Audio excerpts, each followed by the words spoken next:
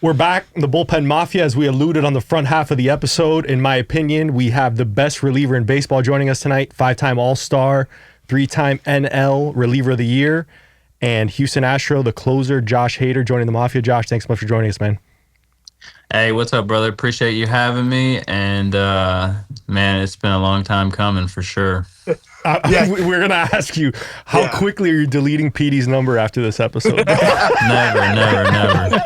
Bro, hey, the best part about that, Hader, is like, we talked about it this year when you guys came out to Boston. We're like, hey, we got to get you on. I asked you a couple of times in the offseason. When you finally said yes, I said to the guys, I'm like, this is probably it. You got to enjoy this, because Hader's going to be like, I'm going to text you when you come to Boston this year. I'm going to be like, oh, sorry, man, I got a new phone or something. Hey, he's going to pull up to the game. He's got mics all set up with cameras, and he's like, dude, we're doing it here. Like, let's just get it going. I told you BP passes, but I really meant a 60-minute episode. Yeah, we got 60 minutes right on the backside. Oh, man. That's awesome. No, that's good. Josh, spring training here around the corner, but one thing I've thought about, your hobby of hunting, eerily similar to sitting in the dugout for about 8 innings. How's hunting been this offseason, and is the bullpen as similar to hunting as one would think with the patience factor? Yeah, patience for sure. It's definitely up there, but the bullpen we can BS, and I think that's the best part about the bullpen is, I mean, right around probably like the 6th inning, that's when you kind of start locking it in. Hopefully you're not locking it in before that for any of the bullpen guys, but things happen. Hunting wise for me, it was a great season. Didn't get anything down, dude. The game sped up on me. I completely, I'm full draw, and there goes the arrow way over. And after I released it, I'm like, oh no. But so you're a bow and arrow guy, no guns? I'll dabble with the gun, but I try and go with the bow. It just depends. I mean, I've been pretty much strictly bow. Just it's up close and personal. You gotta like a true sportsman. You can't speed the game up. That's it. What's more intimidating, 60 feet 6 inches from a bull, or 60 feet 6 inches from Aaron Judge? Ooh, I'd say definitely a bull, because they can come after me. I gotta get it going. Hey, Javi and Toad, I think I was one of like the first guys that Hader gave a stricken outdoors hat to. It literally took him 4 weeks to give it to me, because he probably looked at me a million times like, buddy, you've never been in the woods. From Boston, bro. You have no clue. Hey, I asked him, I said, $20, bro. Yeah, exactly. Their lockers for free. Mine had like an IOU next to it, be like, hey, here's my Venmo. Yeah, you want this? Yeah, bring this up to Boston, dude. Petey, he knew you were Fugazi, bro. You're not hunting in Boston. You never sat in a tree stand, bro. Yeah, but the hat was sick, and the hat is sick. I still have it. I almost wore it tonight, but it's actually, I sweat through it a little too much. Yeah, I've been sweating through it a ton. I mean, that was a long time ago, but I appreciate the look, though, Hader. That was big when you gave me that, dude. That meant a lot to me. Yeah, we'll run that one back. It's been a long time. I need to get those things cooking. Those things are sick, bro. I love those. Josh, these guys were telling me when they played with you would use horse and mane as your... No, wait. Petey's got it right, bro. Petey. Toad butchered it, bro. What is it? Well, yeah. Correct me. Hey, this is one of my favorite Hader stories, man. I remember seeing it in your locker at first. It was called, right? So like, Hader used to have that thing sitting up in the locker, and I'd walk by and I'd be looking at the thing like, man, horses on it, bro. These Clydesdales looking. So, the boys, we'd have a good game and hit the showers after, and like Hader had the mane and tail over there in the corner, and like everyone's seen Hader's hair. Like I see you got it cleaned up a little bit now, though, right? Yeah, we're clean now. This is all we got now. Yeah. I mean, not much longer. I was gonna say, back in the day, anybody that Googles you will see what it was used to be really like. But I mean, there is no Dove. There ain't no. I don't give a. There's no. What is Suave? It was mane and tail. It was in there. The hair was unbelievable. Yeah. It was flowing. I mean, nobody else used that. I couldn't use that. I had a mullet. I had like. Petey, come on, bro. Hair. You know what I mean? Yeah, you guys are talking about hair like it's a privilege. It's a blessing to have hair like you guys, man. I take this hat off and there's nothing there. Bro, Hader's hair is so special. Like again, right now we see this interview. It's not really doing it justice, but man, when that thing was going, it was unbelievable. Yeah, when it was going, hey, so funny story. They were like, hey, if you want to be a caballo, you got to use this shampoo. And I'm like, let's do it. Let's do it. But yeah, come to find out, it's like strips like everything out of your hair. It's not meant for human hair. Damn. And so I banged it real quick. But yeah, I was like, man, this stuff. I mean, if a horse is using it, look how good their hair looks. Why can't I have horse hair? That's so awesome. Have you guys seen the guy on Instagram that he's been taking the horse vitamins instead of like emergency and stuff like that? I don't want to know, dude. No. What's going on with him? No, I'm not hip on that. I'm not sure. I don't know. I'm chronically online, and that's the first thing I thought of when you told me, or when Petey told me that you used hair shampoo. I thought of the guy using the hair. The horse vitamins. Horse vitamins. Hey, Toad, no joke, dude. I wouldn't like.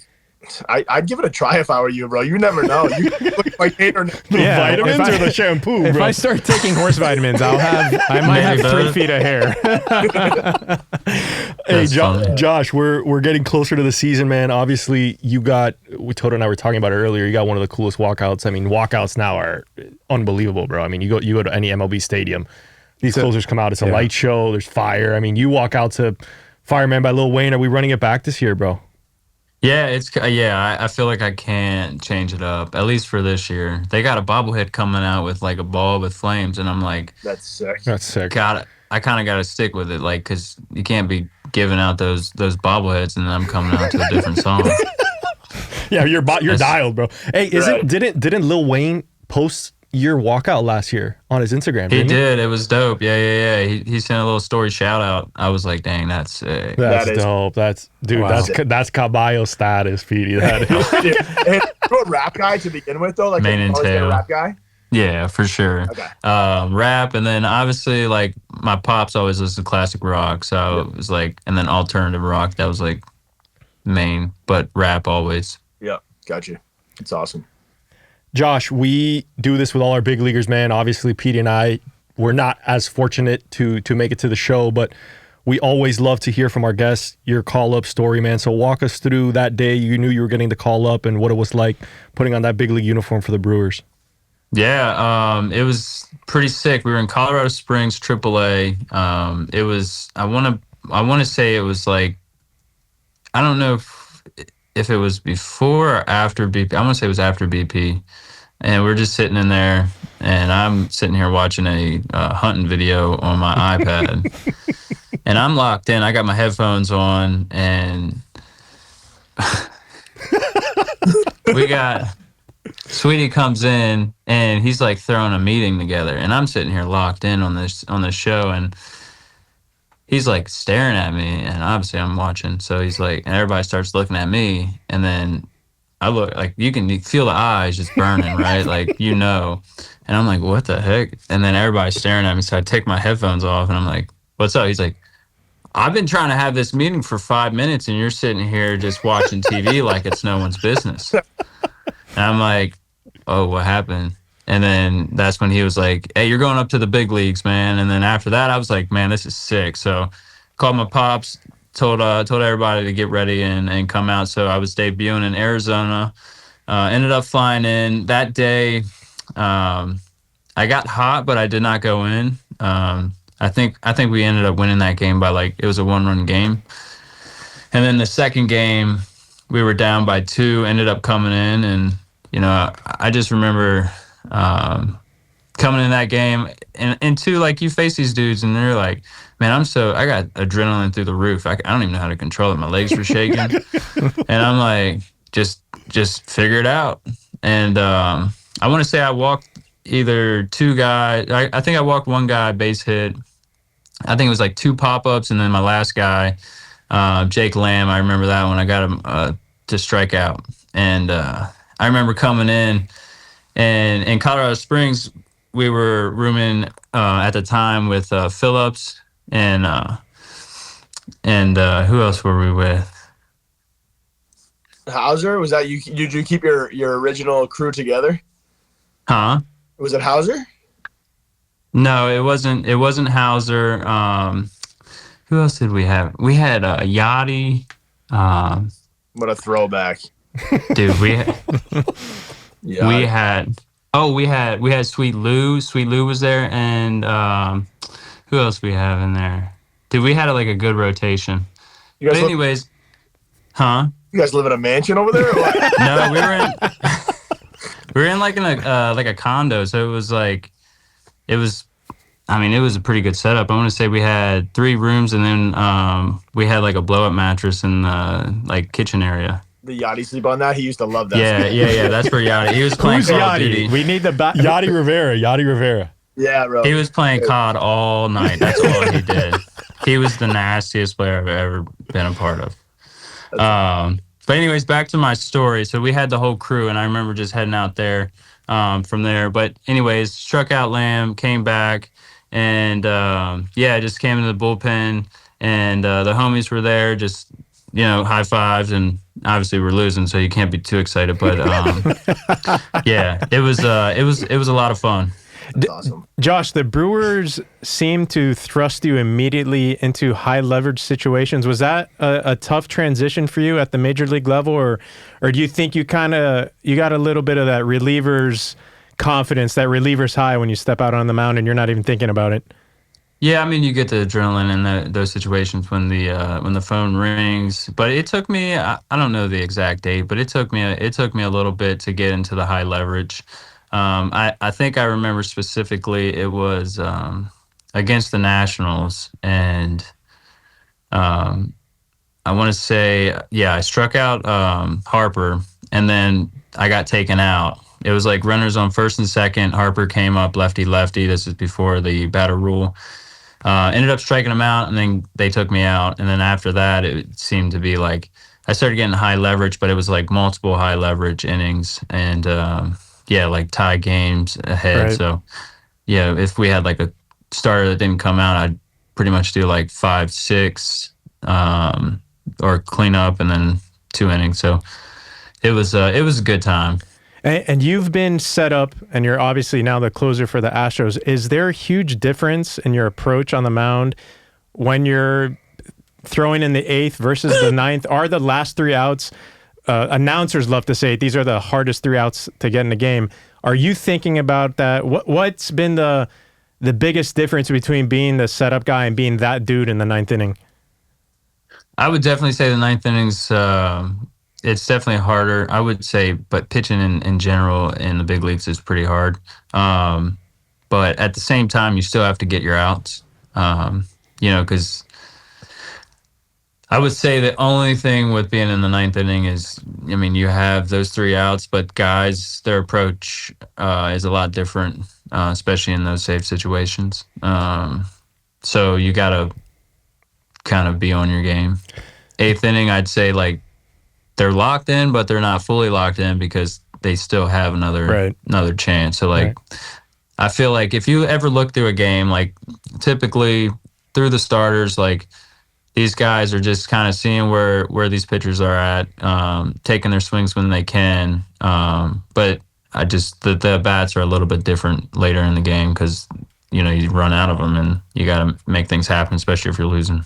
I mean, I can't imagine. Petey and I definitely don't have right now. If you threw us out in the 9th inning, Petey, I'm doing a lot of high leverage situations. Petey thinks he can go get outs right now.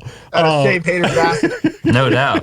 Right? So, Josh, change of pace. It was a change of pace. Went from 97 from the left side. Bring in that other lefty there, the guy that's 87. You want to talk about it? They saw change ups for like, an inning or 2. So, it was good. That's how we used to do it, though. Got to keep them on the toes. Got to keep them on the toes. That's right. It's like good cop, bad cop. Josh, you were part of some nasty bullpens, man, in that 2017 to 2020 Brewers era, Corey Knebel, Jeremy Jeffress. What did you pick up from some of those guys? And then obviously you get traded to the Padres, and that Padres staff was loaded, man. I mean, we had Nick Martinez on here last season, and we asked him about Yu Darvish. You pick up anything from you? Like, were you ever playing catch with him and like how he can manipulate the baseball and see like what can I pick up from, whether it was you, whether it was Jeremy, Corey Knebel, some of these guys? Verlander. You play with a bunch of cool sort of guys that we grew up watching. Did you ever pick up stuff from some of those guys? Yeah, I mean, just from obviously early on being in the Milwaukee side, just being in that bullpen, I mean, just stacked, man. And I think the good thing about kind of where I came up and the guys that we had, it wasn't too bad as in like rookie shaman, you know what I mean? So it was pretty easy transition for me. So, I mean, these guys, I mean, you still had to do some shit that you didn't want to do. I mean, that's just part of it. But they taught me how to be professional. I think that was the number one thing. Corey really thrived on like being professional, showing up on time. And, we, as a rookie, you have to do the bullpen bag. And that was one of his things. It's like, hey man, like this is for the squad. So make sure this thing is tidied up. Make sure you got everything in here each game, because we don't want to have a guy needing something and it's not there, and maybe that's his routine, whatever it is. And yeah, so that was my priority. And it just teaches you, just how to be professional, how to look out for each other, and two, like as a rookie, like some guys don't like talking to older guys, they kind of timid. And that kind of gave me the opportunity to be able to go out and be like, hey, you guys need anything in a bullpen bag? And I mean, it was a little like that, but when you're coming up in the big leagues, especially at a young age, it's like, man, like I don't want to mess anything up. So yeah, that was probably like the biggest thing that really stuck away with me.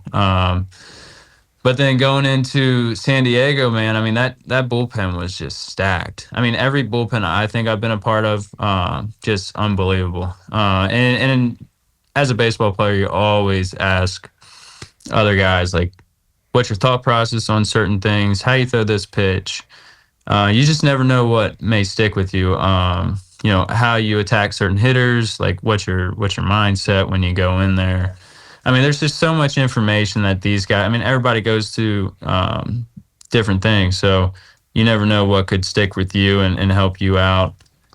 And just being in San Diego was just unbelievable. I mean, that's personally my favorite place to play at. I went in there and, I mean, we did some crazy things. Obviously, we didn't get to the World Series, but, that Dodger Padre rivalry is just one to be a part of. I mean, those games, even in the season, they're stupid. I mean, it's like a playoff game in like April. Sick. You're like, what? We got a sold out crowd, 40,000 just going crazy.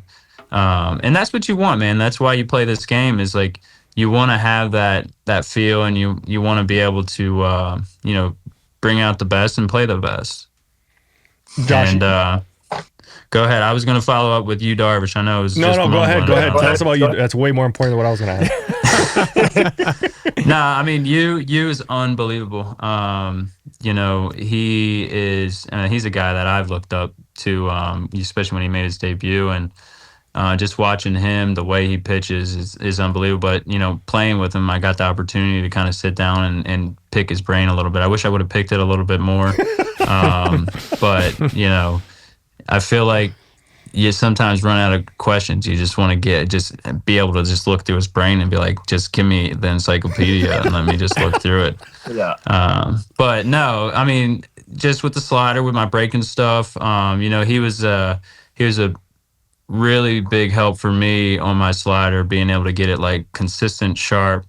And it was just simple things that you really don't think of, but I know for one of the biggest things is like for his breaking, he always preached like having a flat wrist and making sure that's stiff, which, you don't really think about, but it makes a difference. So, yeah, just being able to just chop it up with him, get his mindset on why he pitches certain things, and, how he changes his shapes. I mean, if you look at him, he has like 4 different sliders in his arsenal, and it's like he uses them in all different situations, and it's like, man, like I'm just trying to throw this one, and he's got 4 different shapes, and like you start to learn like how do you do this, and it's crazy. But the more you think about it, it's like, yeah, I mean, if a hitter doesn't know which slider's coming, it's like how are they gonna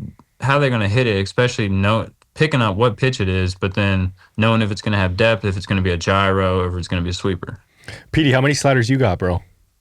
Bro, so FIU 2010 was the last time I ever threw a slider in my life. Wait. Florida International University? You played FIU? Dude, you remember that kid, was it Weddles? Garrett Whittles, bro, yeah. The guy who had a hit streak. Yeah, the longest hit streak in NCAA baseball. I threw 25 sliders that game. I threw one for a strike, dude. I went back to the dugout at one point. I said, if you call another one of those, I'm done this game.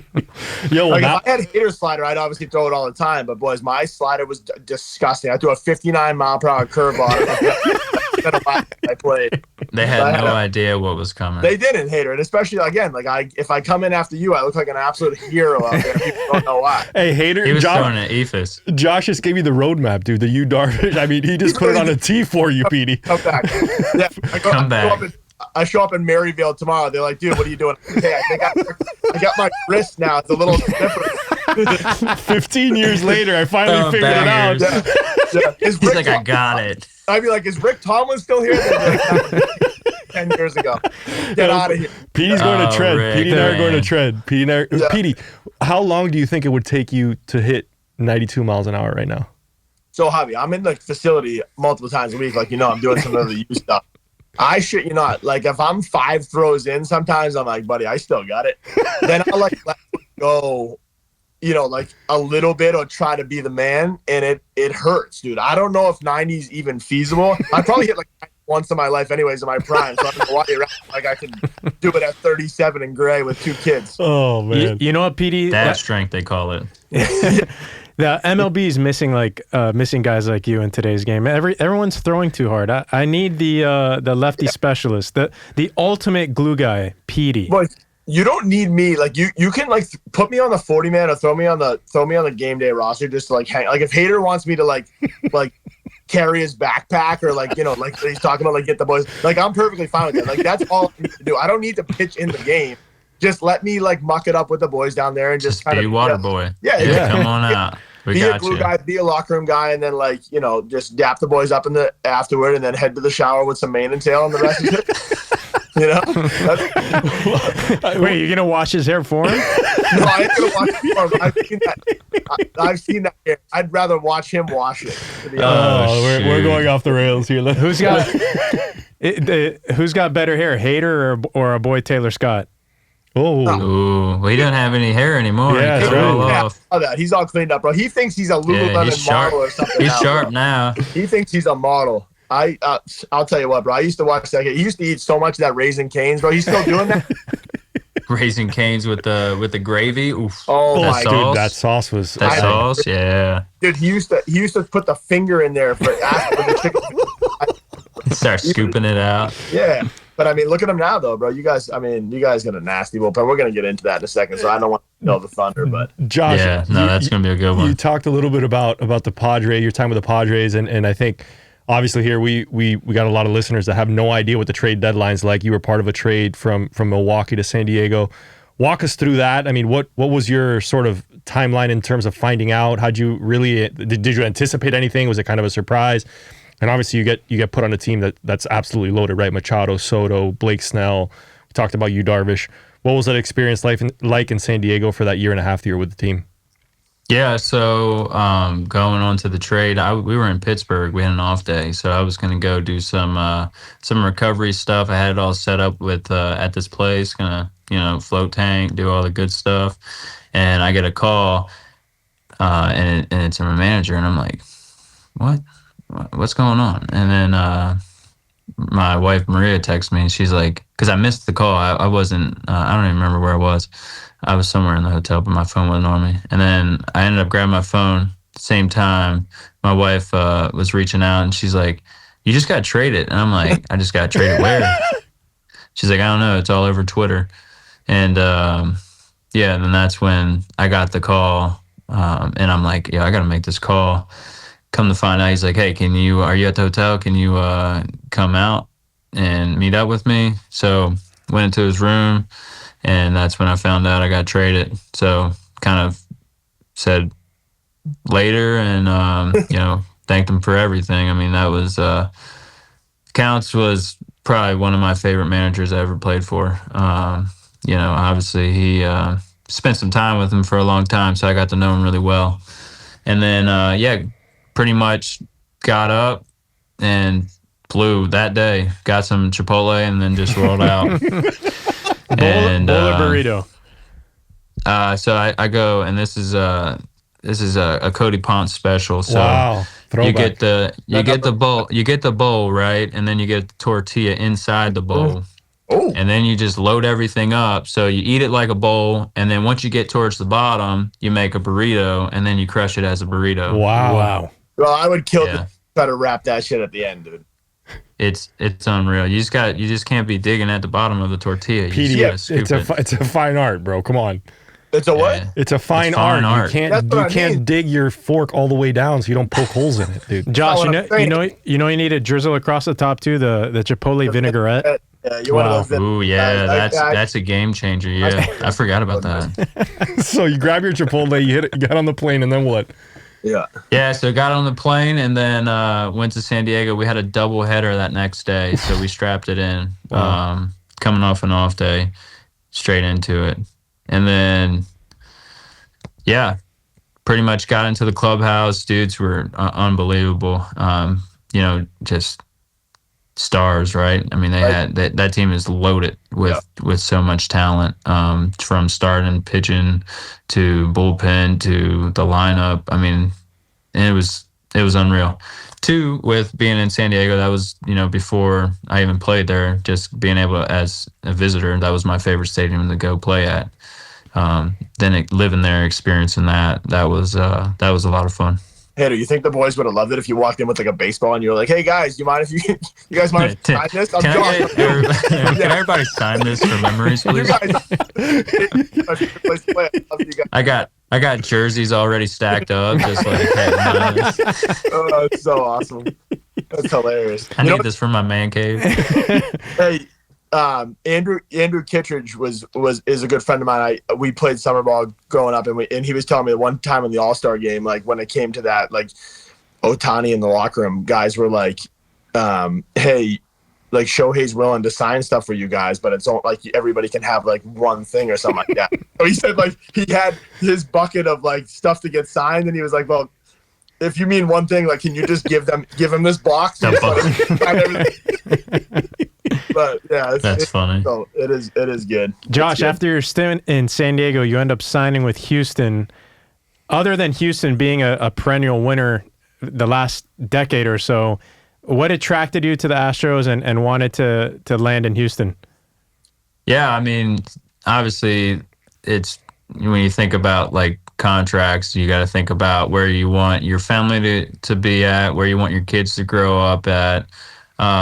The live-in situation, all that really comes into play. So, we felt that, my wife was from Texas, so we spent some time in Texas, and that's kind of really where we wanted to be in Texas, to be able to be close to family. We had our son, so he was kind of the main point, and we really wanted him to kind of be in Texas for growing up. And obviously, we didn't know Houston was a part of it. We really didn't have any offers, they talked to us Thanksgiving time going into it, that they were interested, but nothing really came out of it until the last minute. Really, who we were on the phone with most of the time was the Dodgers in New York. Wow. The only offer that really came through was it was Houston called, and then we called the Dodgers and we said, "Hey, look, we got an offer. Can you guys make an offer and kind of see where that is?" And yeah, we just kind of felt like Houston, it just came out of nowhere, but it felt like it was the right place to be. Obviously, that team, that organization did things that you win 2 World Series and go to the ALCS, and just the type of players, the commitment that they had to winning. That's kind of where we wanted to be. Obviously, things changed, and I knew that going into it, I wasn't going to have the set team, when I was signed to my end of my contract. So I knew there was going to be some changes, but I believe that, they were going to put, a good team together to win year after year. Yeah, I think, obviously on the outside looking in, it seems like the commitment to winning is always there with Houston, right? And this year, no different. Obviously, some new faces, some new pieces moving in and out of that lineup, but it's pretty much the same old Astros. Josh, you're in spring training. You guys, the full club is there now. What's it been like, the 2025 version of the Astros? What can you tell us? How excited are the guys to get going here? Yeah, it's been fun. It's been exciting. We got some new guys, but a lot of familiar faces on the team. Obviously we lost, big parts of our last year team, but with any team, there's always some turnover. And obviously you wish guys, you could have the same guys and just play with them year after year, but this game's also a business, and that's what you realize. And with the team now, we have guys that are young that are going to be having to step up and do what they do. But that's the biggest thing, is like when you give these young guys opportunities to kind of show what they have, they build that confidence. And I mean, if you look at it, Pena, he replaced Carlos Correa, right? And they went to the World Series, and he ended up being MVP. So it's like you give these dudes that have the talent and they can ball. It's like you give these dudes the opportunity, they're going to take it and run with it, right? So it's like, and two, like you want these guys, you want some of these young guys to come up because they have a different type of life. They're fresh, they have energy, and it does make a difference. For sure. Josh, you mentioned, a couple of changes. Obviously, us Boston guys are kind of excited to have Bregman over here. Don't ask Tristan Cassis where he's going to play. Where Bregman's playing, but just again, Bregman, obviously an all-star, World Series winner, somebody that we're certainly excited to have over here. What's something maybe us Boston fans can expect to get out of him on a daily basis? Yeah, dude's a gamer. He knows ball like back of his hand, dude. He eats, sleeps, and breathes baseball. But he's also a good human. Just his family. You guys are getting a solid one over there. And I think for him to, obviously he has 3 years, and for him to, I didn't know this, but I read something that he was actually drafted by Boston in high school. Oh, really? Before going to LSU. But yeah, this dude's a gamer. He's gonna do whatever it takes to win, and not alone on the field, but just also in the clubhouse. I saw it firsthand, man. He's over here helping our pitchers get better. Yeah, it's like you don't see that. You don't see position players like sitting down and reading through scouting reports with dudes and kind of getting them dialed in. And that's what it takes to have a leader, right? And there's plenty of guys that do it the right way, and he's definitely one of them. That's awesome. Yeah, we can't wait. Hopefully, it's up to you. You can send his number over after. I won't. I'll text him like once in a while, but yeah. The first text is gonna be like, "Hey, you want to join the podcast?" Hey, Josh, you have free like reign to delete Petey's number after this, bro. I know. Nah, never. I love it, man. I just feel like there's such a special bond here, man. We finally got him. This is a big fish right here, man. This is awesome. This is really cool. Hey, Josh, last question. We'll get you out on this. We're excited, obviously. I don't know if the Astros come to Miami, but we hope to see you at Lone Depot Park. We promise we'll be the loudest fans there if you're in the building. But new rule change for spring training. You guys have the ability to challenge pitches, man. Have you tested that system out yet? Is that something you guys have seen, or no? Is that too new? Nah, too fresh? I haven't even seen it. I didn't even know that was coming in. Damn, we're breaking news. That's pretty tight. Yeah, we haven't got that. We haven't got that info yet. Damn. So I'm gonna be tapping my shit all the time. That's awesome. Nah, Hater gets a swing and miss, bro. Hater gets a swing and miss. Hater is pro robot. We know this now. Yeah, there you go. I don't mind it. I think it goes hand in hand. I think the strike zone should definitely be a human, but I think the challenge is a great way to add both. It's just like when they added the review, right? Like everybody's like, this ain't football. Like, yeah, now it takes like 3 hours for New York to figure it out, but still, it's nice to have it, because not all the time the call's right, but it does make a difference. and when you see all these replays getting reviewed and they don't get called right, you start getting a little pissed. But at the same time, it's like it doesn't matter. Like even if you didn't have a review, that call would have stayed in. Right. It's nice to also have that option. I think it would be a good thing. There's nothing going to be more electric. Game 7 of next year's World Series, Hader on the mound, and they overturn a ball for a called strike 3. We're going to be going crazy, dude, tapping our head. Yeah, you're sitting. I guess it's pretty quick, right? It's like a 10-second, like almost like tennis.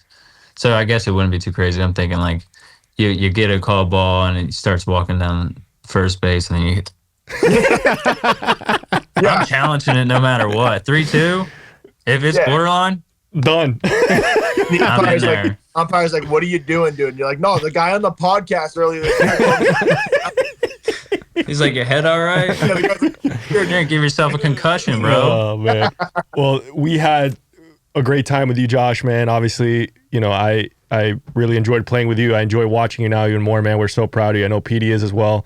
PD will go and see you in Boston every chance he gets. 100%. He does come to Miami this year. I just looked it up. Yeah, we do. We go August 4th through the 6th. We don't go to Boston though. We don't go to Boston. Oh, PD. To Boston, dude. Maybe we do. No, you have to. You definitely go. You alternate with the NL teams. Yeah. So we'll see Josh in Miami. Check out Stricken Outdoors. The hats. You're gonna run them back, so we're gonna. Hopefully, I haven't made any, but we'll see what happens. Josh, we'll make a trade. We'll send you some Bullpen Mafia stuff, and you send us some Stricken Outdoor stuff. He got some merch, bro. Don't forget, he got a little merch last year. Oh, that's right. That's right. I saw it in the T Scotty. You saw him, get out of here, bro. Well, we appreciate it. I said it earlier, man. The best reliever in baseball right here, Josh Hader. Hopefully, next award's a Cy Young, but we'll keep waiting on that one, man. There's more big things to come from Josh Hader. We appreciate you, Josh, man. You always got a home with the Mafia, man. Hey, appreciate you, fellas. Thanks again. It was a pleasure.